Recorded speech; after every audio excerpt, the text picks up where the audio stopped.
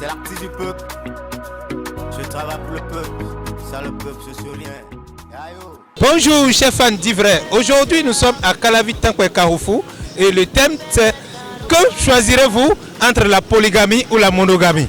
N'oubliez surtout pas de liker, partager et vous abonner histoire de ne rater aucune de nos vidéos.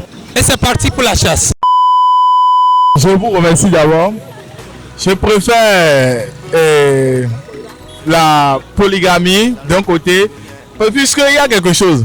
Quand un homme prend la responsabilité d'engager deux femmes sur son toit, c'est parce qu'il est en mesure. Vous comprenez? Et dans aucun papier dans ce monde, il est écrit un homme ne peut pas prendre deux femmes. Vous comprenez un peu? Dans le même temps, l'homme qui accepte de prendre une seule femme, c'est parce qu'il veut. Ne pouvons pas interdire cela à quelqu'un. Vous voyez un peu?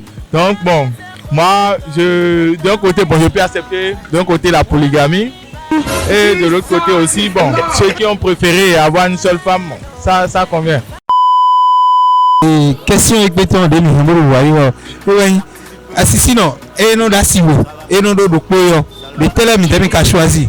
Mi le tel mi ka yi wana do weleme. Mais non do we mais non do ko le tel mi wana weleme. Oui wayon. Oui wayon ko mitama. Mo do mi de so wo mi do. Do ko yen do mais oui wayon ga da wo. Ah bon, peut-être mi ka choisi wo. Nous avons choisi Adayon de Ponu Padano, Suna Madou, Adayon de Pohena Jodo, Balea to Combodano, soit Yonak Behonwe, Bagbayonba, Eyoa. Donc on y a assis de bed de Nagbe, Badano Bisido to Joropoa. He was not one Tassiway. Chapeau, il a parlé. Ok, merci, d'accord. Oui, ça va, mais beaucoup rien. Bon, c'est bon de nous me bon, mais là d'autres. Nous asiwe didame asiwe didanu ndagboya ewo dokpo eyon huweya ewo lebio eyon anu edeme mina nami timenami mojamento ba mina tout. Merci beaucoup. On veut vraiment faire asiwe ina. Bon, fi asiwe conversion de l'aide bon. Non d'ailleurs nous vraiment ton se wa. Ayon. Alors d'ailleurs vraiment nous n'avons pas elle a changé le rosat donc il y a le droit à y puis il y a le côté d'Amagnon et côté néné nous comprenons Gandhi alors nous comprenons Gandhi et donc pognon catégoriquement dans million pognon donc pognon va son droit dans oui voilà ah je viens de t'avoir vraiment de t'avoir à ma c'est bon oui Adotobi frère nous on jinjani adoro ko on vile na ho maintenant tu adoro ko vile le je viens gu do bon mere bio yeme ha mere janzo membra tobi le membra do ko era mo ve dia tobi ka de eno ouvert ton wa ato a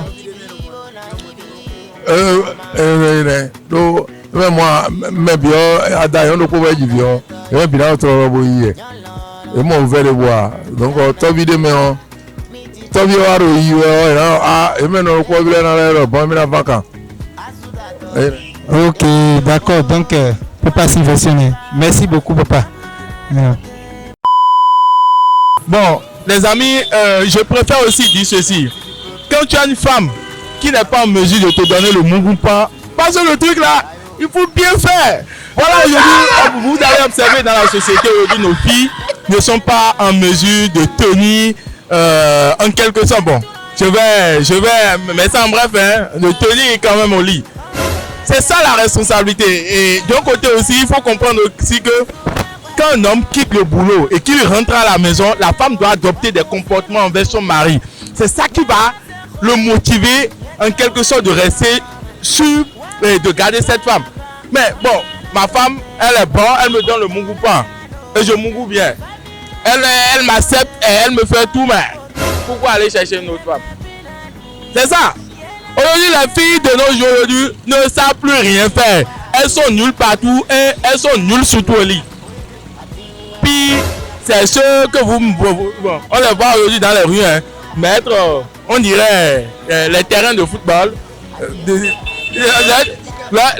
têtes deviennent des gazons synthétiques. C'est pas bien. Elles sont nulles. Bon, moi je vais donner, bon, si j'ai quelque chose à ajouter aujourd'hui à nos soeurs, restez à la maison. Observez bien vos mères. Au moins, prenez au sérieux, ayez au moins une formation de base à la maison avant de vous engager et de dire que vous voulez vous engager avec un homme. On ne se lève pas pour aller sur le toit d'un homme comme ça.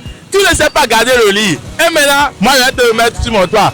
Le mieux pour moi c'est d'aller chercher une autre femme au moment où l'autre elle donne bien. Mon frère, quittez là-bas. C'est que la première femme que tu as là, quand il ne suit pas à tes ordres là, il n'est pas dans. Quand elle ne veut pas rester dans votre plan là, mais l'homme est obligé de se dérailler. C'est en déraillant que l'homme il va avoir la deuxième femme, la troisième femme, ce qui cause la polygamie chez l'homme. Donc ce n'est pas une mal chose. Si l'homme peut avoir deux ou trois, et il sait qu'il va aller, il va. Mais ça, il fait. C'est libre. Là maintenant, si je comprends bien, vous avez choisi la polygamie. Oui, car il est obligé de le faire. Ok. You know, go bull. Donc, we do it nada. No, you learn about the poor.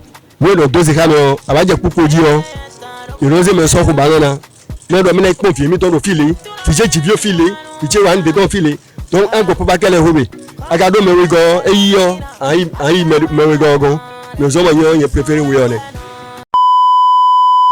Mi máa ń dọ̀kọ́ blẹ́mì lé yà ọ́ yòónú eyín yòónú gègé dídá yòónú à adàdó kpọ́bọ́nù ìbáde do asídán tagbade à mẹ ahọ́ kẹ̀kẹ́ bọ́nú kẹ̀kẹ́ tó dà sọ ànú ẹ̀ gan yìí asámọ̀ kẹ̀kẹ́ tó fọ àlejò bọ́nú ẹ̀ jùlọ wíyà. Pèrè pọ̀. Máa sọ yòónú kóyèdó àdé adó yòónú bọ́nú nù ìbáde máa dà asídán báyìí kò ń tagbadó de ọ máa dọ̀ ẹ bókú máa dọ̀ ẹ wá sọmọ yòónú gègé dídá lọ sùtọ́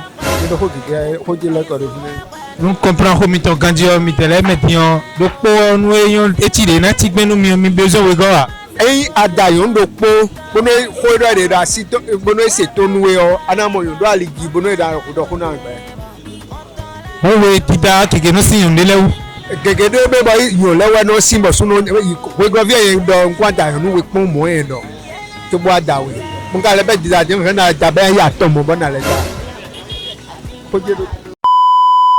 Nous voici à la fin de cette émission d'Ivray. Maintenant, mon fils Bodo Gwesedo, Meraho Miton, Aubin, Akponke, et journaliste Kanatro à Mebikotui. Pour Bodo Gwesedo, na Mosuga, Stella, Bodo Gwesede, et journaliste Benoît TV, Bodo Gwesede Danda. Bodo Gwenou, Meraho Miton, PDG, TTCB, effectivement, Bodo Gwesede. Bodo Gwenou, Ramos, PDG, Sedami, Bodo Gwesede Danda. Bodo Gwenou, Meraho Miton, Florent, Maouyon. Et de ça, et non, nous quand nous devons essayer de travailler. Autant que nous devons attendre, c'est de le coup de ton, il m'a reçu un coup de ton, et la tchénie, Lisa.